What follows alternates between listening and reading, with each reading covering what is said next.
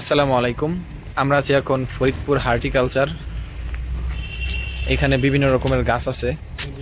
আমরা মূলত আসছি পেঁপে গাছ, আর যে লাল পেঁপে হয় না বান্দরবনে যে পাহাড়ি, সেই পেঁপে গাছের চারা আর খেজুরি গাছের চারা নেওয়ার জন্য আসছি।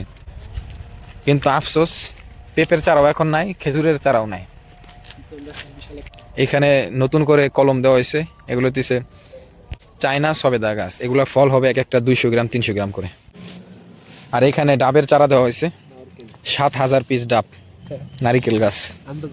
ফরিদপুর হার্টিকালচারে কম দামে বিভিন্ন ধরনের গাছ পাওয়া যায়। আম গাছ, লিচু গাছ, পেয়ারা গাছ, চায়না সবেদা গাছ, এরপর হচ্ছে যে নারিকেল গাছের চারা।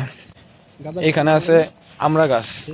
আর এটা কি গাছ আমি জানি না, যারা যাবেন কমেন্টে বলে যাবেন।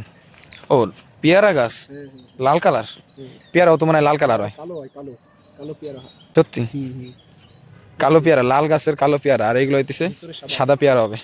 এই লিচু গাছগুলা থেকে মূলত কলম নেওয়া হয়।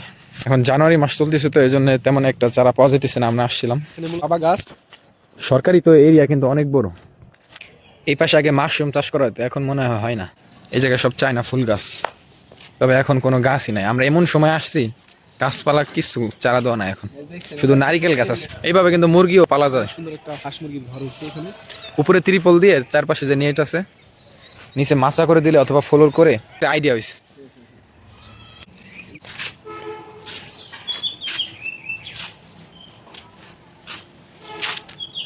তার সাথে সাথে এরকম একটা প্রতিটা ফুল গাছের চারার দাম এখানে দেওয়া আছে। হার্টিকালচার থেকে ঘুরে এখন আমরা আসছি ফরিদপুরের পদ্মা সেতু। এইদিকে হচ্ছে পদ্মা সেতু, আর এইদিকে হচ্ছে রাজবাড়ী গলন্দ ফেরিঘাট।